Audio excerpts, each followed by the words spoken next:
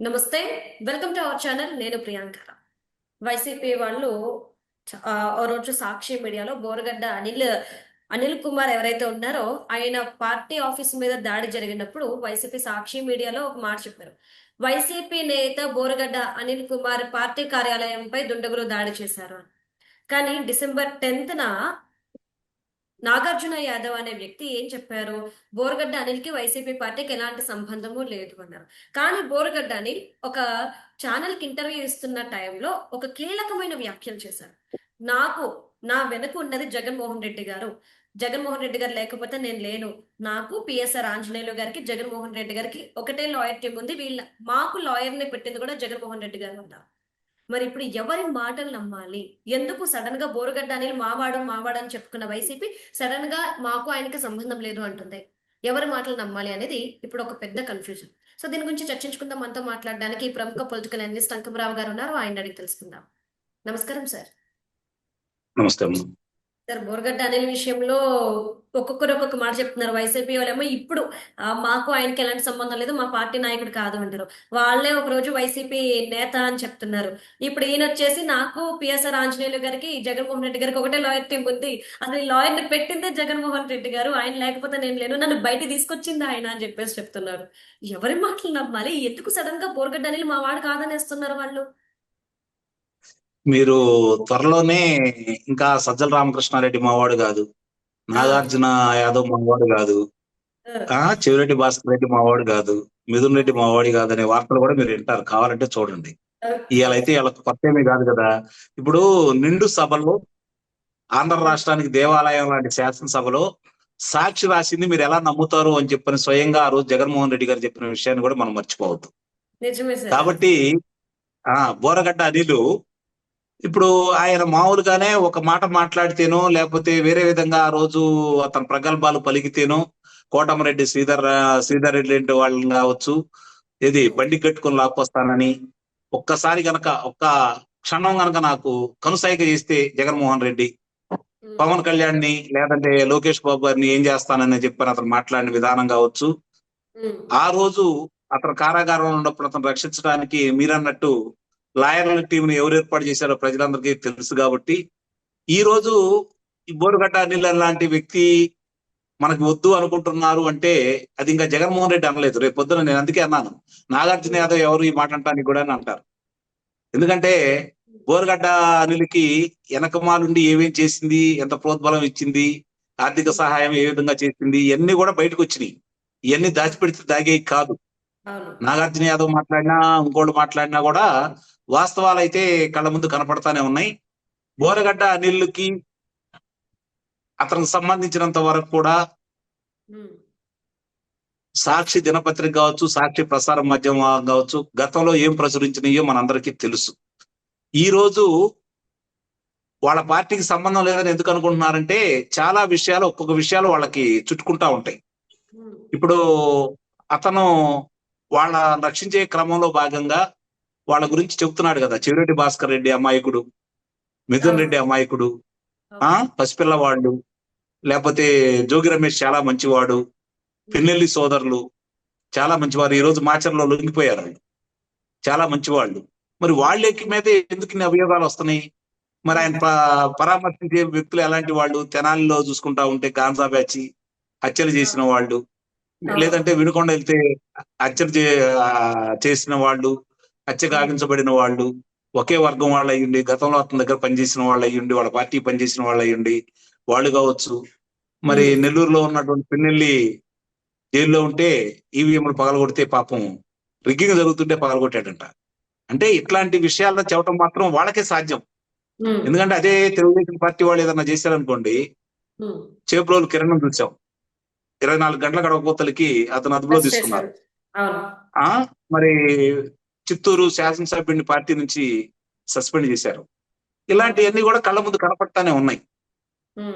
ఏదన్నా ఉంటే మాకు ఇప్పుడు మొన్న జరిగిన చిన్న విజయవాడ లోక్సభ పరిధిలో జరిగినటువంటి వివాదాలకు సంబంధించి శాసనసభ్యుడికి, లోక్సభ సభ్యుడికి ఒక వాళ్ళ మీద విచారణ వేశారు, వాళ్ళ గురించి వివరణ కూడా కోరారు. ఇవన్నీ కూడా తెలుగుదేశం పార్టీలోనే సాధ్యం అవుతుంది. వైఎస్ఆర్సీపీ పార్టీలో ఇవన్నీ మీరు ఊహించుకోవద్దు. కాకపోతే ఇక్కడ విచిత్రం ఏంటంటే సహజంగానే ఇలాంటి వాళ్ళకి ప్రోత్సాహం ఇస్తూ ఇలాంటి వాళ్ళని భుజం తడుతూ నేనుండాలని చెప్పే జగన్మోహన్ రెడ్డి వాళ్ళ పార్టీకి పిరికితనం మొదలైందని చెప్పి దీన్ని బట్టి మనం భావించాలి.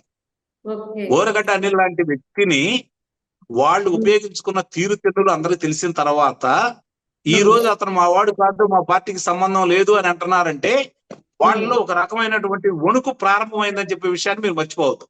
ఓకే. భయం మొదలైంది. అంటే భయం వాళ్ళకు కూడా పరిచయం అవుతా ఉంది.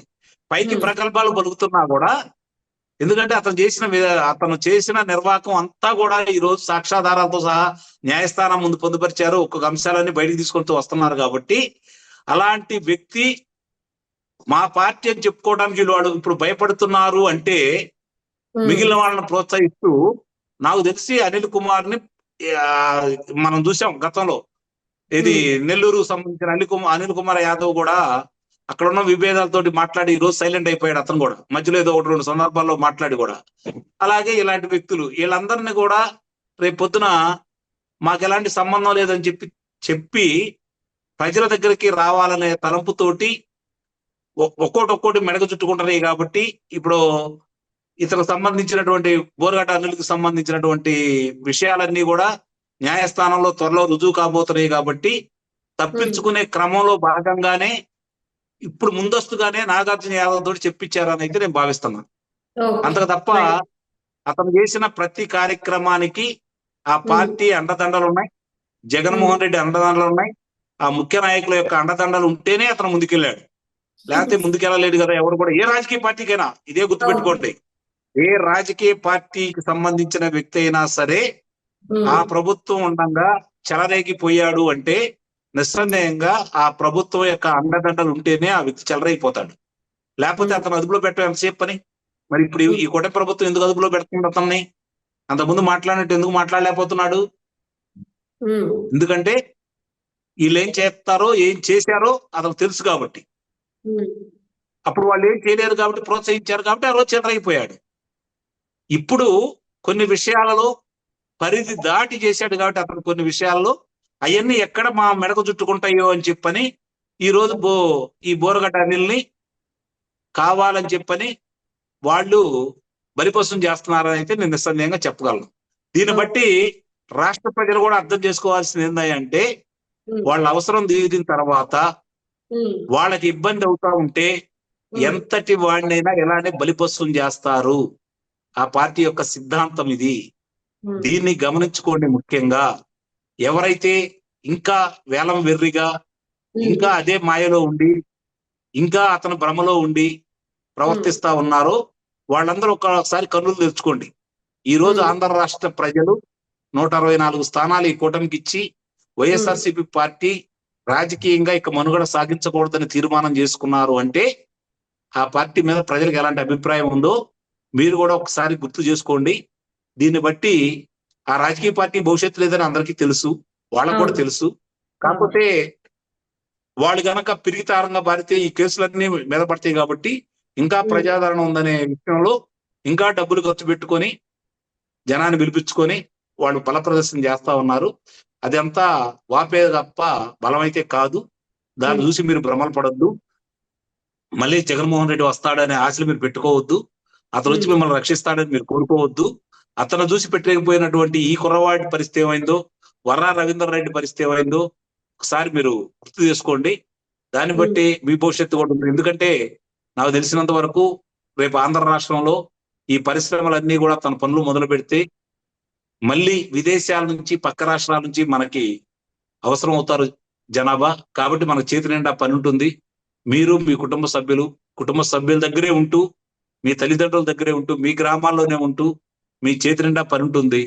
కాబట్టి ఇప్పటికైనా సరే ఆంధ్ర రాష్ట్ర యువత ఇంకా ఆ మద్యం మత్తులోనూ ఆ గాంధా మత్తులోనూ అతను వెంట నడిచే వాళ్ళందరూ కూడా ఒకసారి ఆలోచించుకోవాలని చెప్పని మీ ద్వారా ఆ తెలిసి తెలియని వయసులో పొరపాటు చేస్తున్నటువంటి వాళ్ళకి నా ద్వారా నేను చెప్పాలనుకున్న మాట ఇది. Okay sir, right. Thank you so much sir. Thank you.